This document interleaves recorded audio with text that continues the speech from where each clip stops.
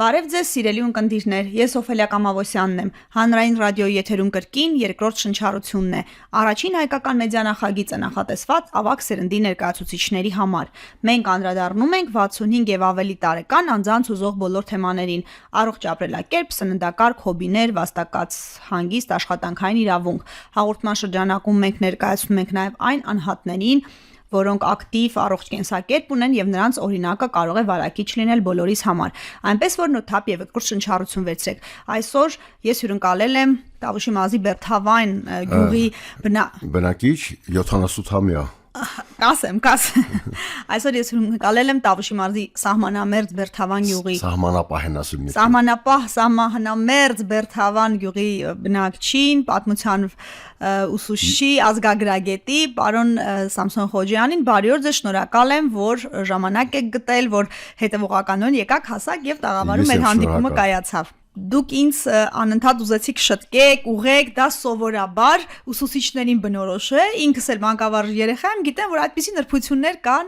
ձեր մասին պատմեք, քանի տարի եք դպրոցում աշխատել։ Ուրեմն սովորել եմ Բերթավանի միջնակարգ դպրոցում, ավարտել եմ, ընդունվել Երևանի պետական համալսարանը ավարտել եմ պատմաբան ազգագրագետի մասնագիտությամբ, բայց ինչպես էր ժամանակ ընդունված էր դպրոց եմ մտել դասավանդել պատմություն առարկա, պատմություն եւ հասարակություն առարկա։ Ուրեմն դպրոցում աշխատել եմ ընդհանուր առմամբ մոտ 35 տարի։ Այդքան ստաժ ունեմ։ Եղել է ժամանակ, որ դպրոցից ինչ որ մի կարճատև ժամանակ դուրս եմ եկել, բայց էլի մտել, բայց կյանքս անցել է Բերթավան գյուղում եւ ուրիշ տեղ էլ չեմ պատկերացնում, որ կարող էի ապրել։ Ես այն կարծիքին եմ, որ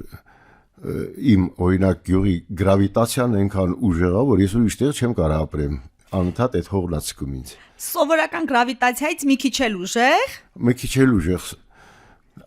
Անկամ որ տղաներս հիմա որ ասում են միտեղ ուղարկեն գնա հանգստացի, գնա մանարի աշխատես, այդ բոլորից ես հրաժարվում եմ, որովհետև ձեր աշխարհը Բերթավանն է։ Իմ աշխարհը Բերթավանն է, ու հետո հիմա հնարավորություն կա նաև զանազան ծրագրերի, հեռուստահաղորդումների եւ այլը աշխարհը տեսնել տանից էլի, ես չեմ ուզում գնալ ուրիշ տեղ, այդպես աշխարհը տեսնել տնից, աշխարհը տեսնել Բերթավանի դիտակետից։ Դուք ինձ ասացիք, որ 35 տարի հետո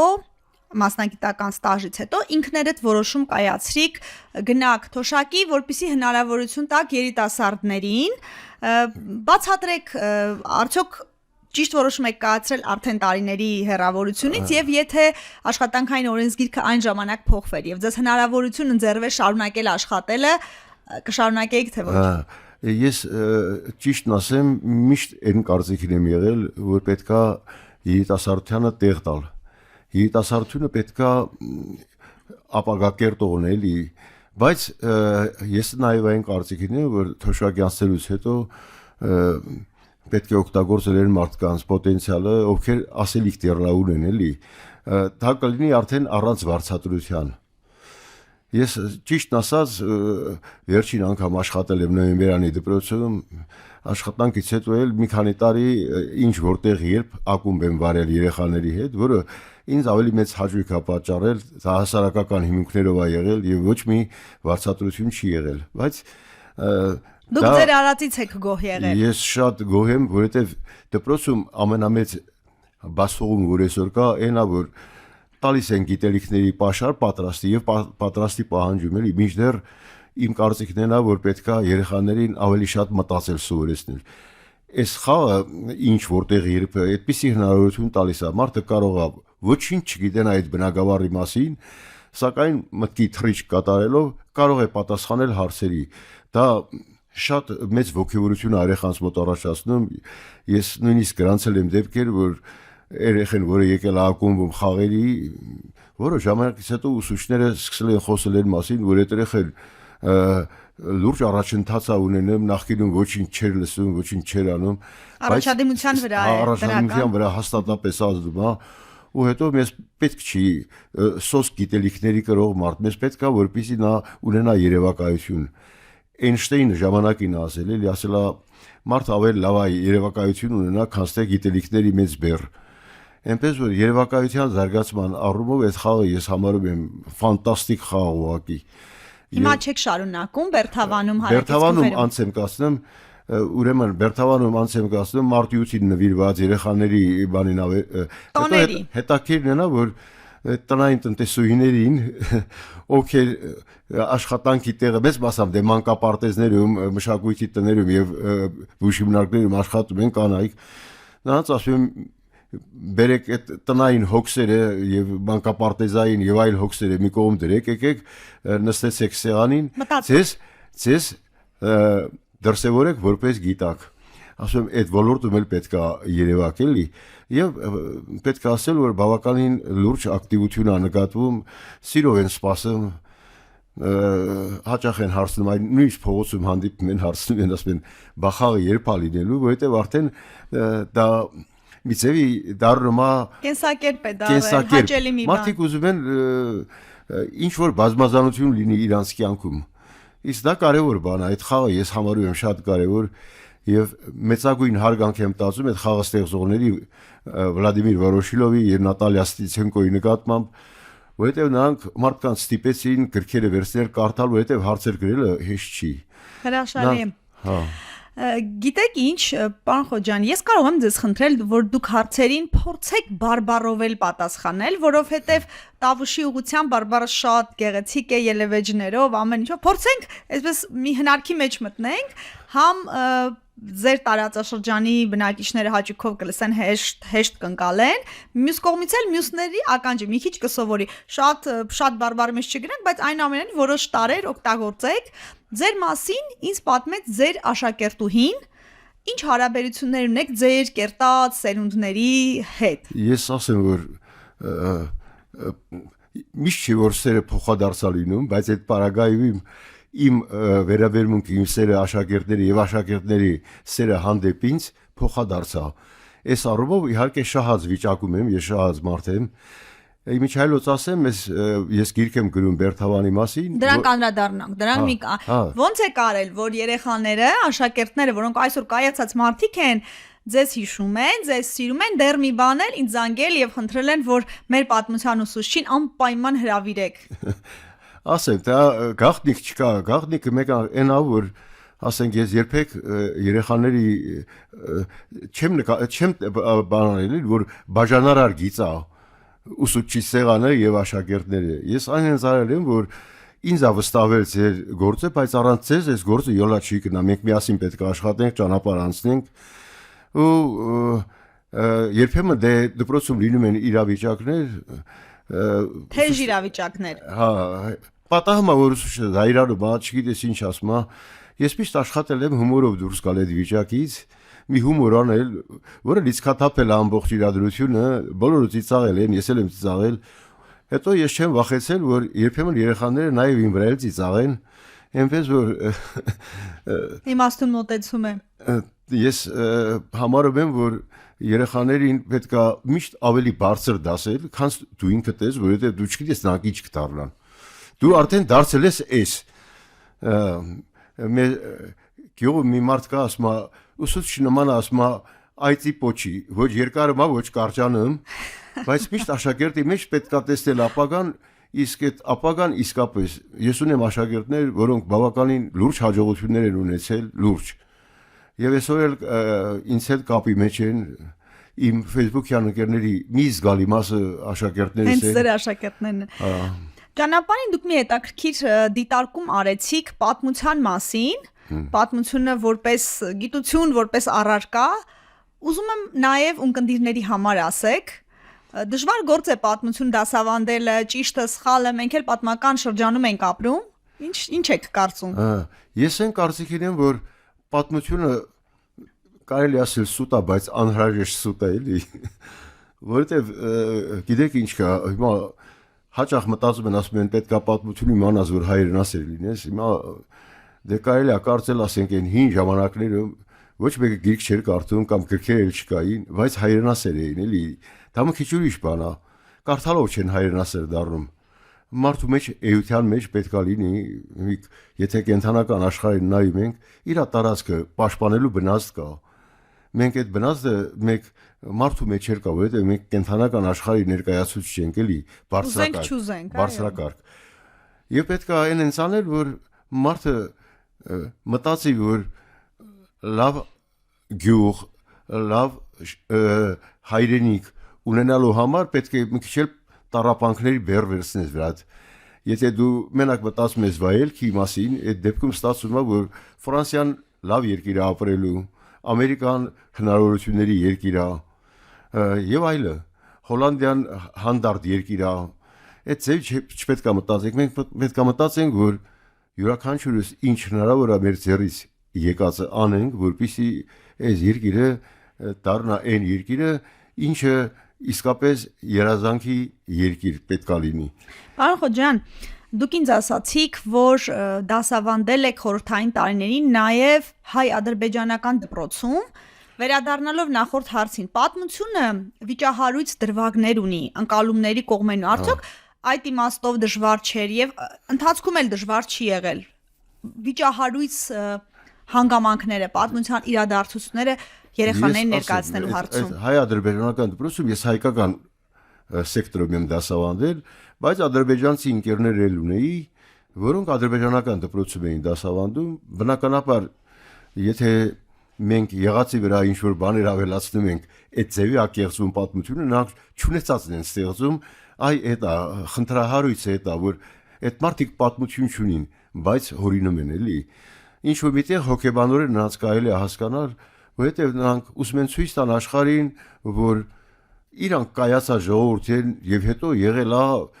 այդ թուրք-սելջուկյան մշակույթ, քաղաքակրթություն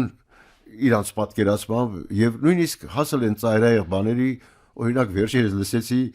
որ ասում է Կրեմլի կառուցող ճարտարապետը ազգանունը եղել է Քերիմլի, ադրբեջանցի է եղել, ուղղակի ծիծաղահարություն, ճիշտ այնպես ինչպես ասենք ես որ ունեմ 1.67 հասակ, հանկարծ ներկայանամ ասեմ իմ հասակը 1.95 սանտիմետր է, դա արդեն ծաղր է դառնում էլի, ես ինքս ակնհայտ փաստ է։ Նրանք այդ ձևի է, բայց ասեմ այնուամենայնիվ ես ապրելով այդ սահմանամերձ գյուղում, նաև շփվելով ադրբեջանցիների հետ, ես այն կարծիքին եմ, որ ուսումնասիրելով մեր գյուղի պատմությունը եկել եմ այն եզրակացության, որ բոլոր ժամանակներում ադրբեջանցիները իրանց եկամտի աղբյուրներից մեկը հաշվել են հարևանների հաշվին ապրելը, թալանելը ավելի ճիշտ։ Եվ հատկապես անասնապահ ժողովուրդ լինելով նրանք անասնապահության ոլորտում են այդ բաներն, գողություններ են արել։ Բայց վերջերս ես համոզվեցի այն բանում, որ այդ ապրանք տվողները եղել են մեր գյուղացի մարդիկ, այսինքն բերթամանցիներ են, որոնք համագործակցել են այդ ադրբեջանցիների հետ, անասնագողերի հետ։ Եվ հանձնել են էլի կովեր, ոչխարներ, այծեր եւ այլը։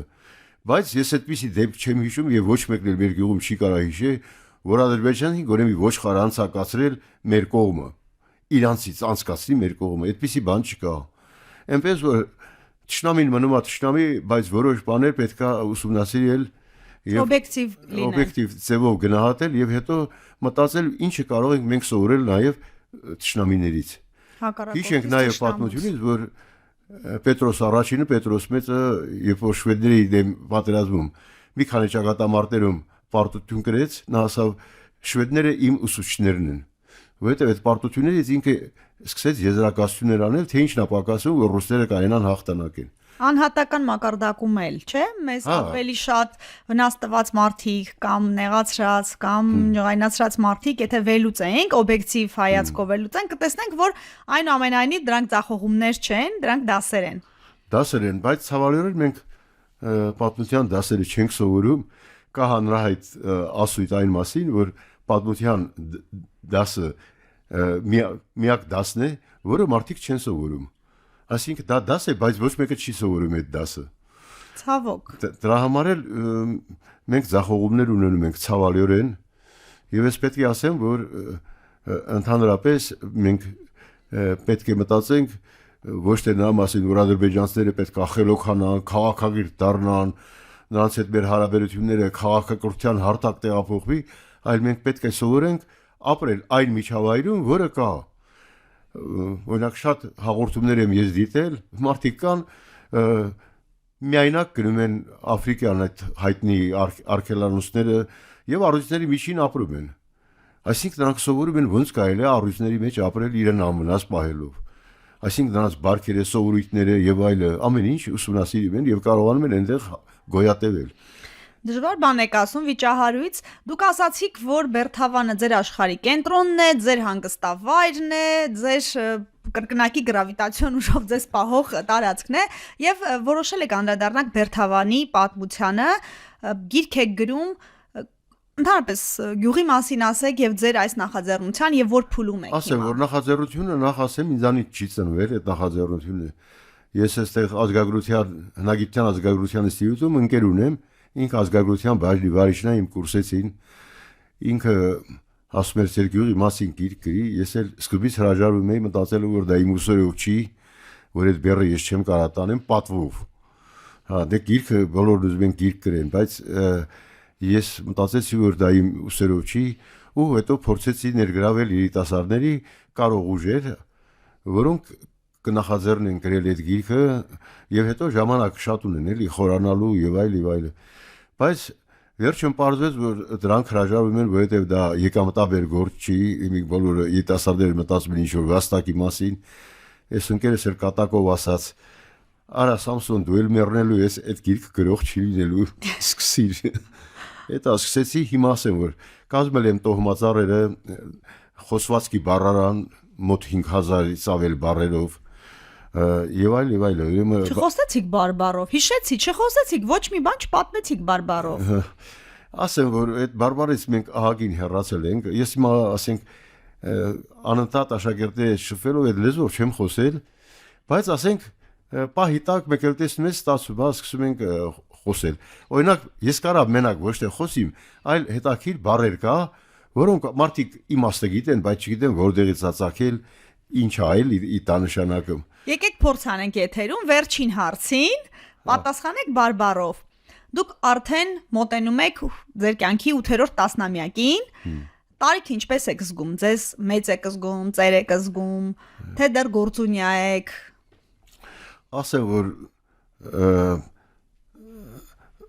այսպեսի հայտնի ասույթ կա, ասում կան այնքան տարեկան են, որքան երևում են, իսկ տղամարդիկ այնքան ինչքան զգում են։ Ես հիմա դեռ 80 չեմ զգում, 80-ի մոտերքը չեմ զգում։ Բայց ասեմ որ բարբառով ասեմ, հեչ վեճս չի, որ տարիքը արդեն մոտեցել է 80-ի սահմանագծին, հեչ պետքս չի, սաղ լավ ալելու, սաղ դպա լավն ալելու, բոլորն էլ այդ լավը տենալու են։ Այնպես որ լավատեսությունը երկարակեցության ճանապարհն է։ Համարում եմ այո, որովհետև գիտեք ինչ կա, անընդհատ դժգոհելով, թնթորալով, բողոքելով ոչինչ չի դուրս գա։ Մեր շրջանում մի տեղ կա, քարակիտուկ կոչվում։ Այդ քարակիտուկը Քարիկույտ, հա, քարակիտուկ, քարիկույտ ոնց որ։ Քարիկույտ։ Հա, այդտեղ մի հատված ա եղել ճանապարհի, շատ քարոտ, սայլերը դժվար են անցնել։ Դե ժամանակ տեխնիկա չի եղել, որ այդ տեխնիկան օգտագործեն, եւ հետո մի խելոք մարդ ասելա ժողովուրդ, բերեք ամեքս մի քար ստեղից գցենք այնտեղ, ժամանակի ընթացքում գործելուց հեշտանալու է։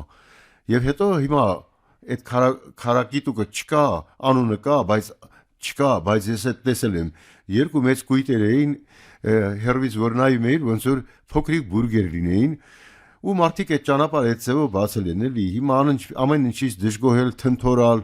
բողոքել, ես չեմ համարում, որ դա ճիշտ բան է, մենք պետք է մտածենք, ամը մեկս մի մոմ վառենք, ամը մեկս մի քար։ Հա, մի փոքր քար գցենք, էլի։ Ես հիմա իմ առաքելությունը տեսնում եմ հատկապես հիմա դրանում, այնպես որ համարում եմ, որ միջև վերջի պահը պետք է ապրել, եթե այդ կյանքը տրված է։ Հրաշալի եք մտածում, առաջադեմ, լուսավոր։ Ես էլ շատ ուրախ եմ, որ ձեզ ճանաչեցի, հիմա գիտեմ, որ Բերթավանում մի աստղ կա։ Շնորհակալ եմ։ Ես էլ եմ շնորհակալ։ Ակտիվ եղեք, լսեք մեզ Հանրային ռադիոյի amradio.am կայքում դիտեք հաղորդումը։ Բաժանորդագրվեք Երկրորդ շնչառության YouTube-ի ալիքին։ Գտեք մեզ TikTok-ում, Instagram-ում, Facebook-ում, գրեք ձեզ ուզող հարցերի մասին։ Մենք դրանց անպայման կանդրադառնանք հաջորդիվ։ Առողջ երկար կյանք եմ մաղթում։